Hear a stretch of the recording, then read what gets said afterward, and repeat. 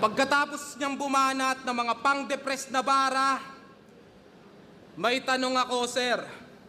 Paano malulungkot yung poisong masaya kung binigyan nyo pa ng Joker? Game? Yeah! Anong sabi mo? Ilang porsyento ng sahod namin ikaw ang pinaghuhugutan?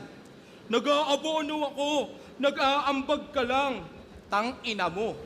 Kung totoo man yan, ba't kay Apex Tol, hindi mo narebat yun? Natakot ka nung quarantine dahil baka ka masilat doon. Alam mo kasing pag walang crowd, wala kang makukuhang reaksyon. Alam mo kasing pag walang crowd, wala kang makukuhang reaksyon. Ultimo ka-rival mong si Apex nung natalo, umiyak nun. Tapos manunumbat ka lang? Kesyo sa mga sweldo namin, siya daw ang nagdadagdag. Masaya kang nagpapagpag habang kami nalalaspag. Yan ang napiling palusot. Paano ko siya malalaglag? Nag-ambag ng talent fee yung walang talent na maambag.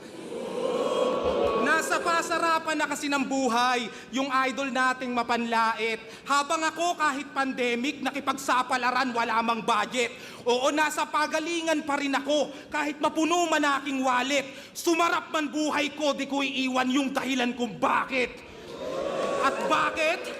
Laban namin ni Akata, pinagtanggol mo ako. Unang event ng bargain, ang main event mo ako. Nung tinanong sino ang GOAT, ang sinagot mo ako. Yung paborito ng lahat, ang paborito ako. Ang masakit at mapait na kalakip ay pinaasa. Kung top 1 ka, tang ina mo sa top 5 ko, di ka kasama. History repeats itself. Ngayong tinamaan ng saltik, panoorin yung muling matalo ang karisma ng bagsik. Sabi mo, ikaw si All Might, number 1 na pandiinan, baka Elsa kay Gregor na pantawid sa kagipitan, natapat sa 29, ikaw ang napag-initan, mamaya iindahin mo na naman yung tagiliran.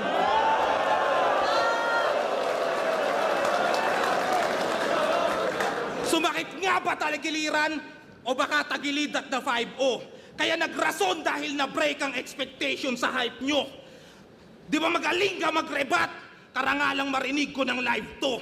Hindi ko bubunutin yan. Ipaliwanag mo side mo.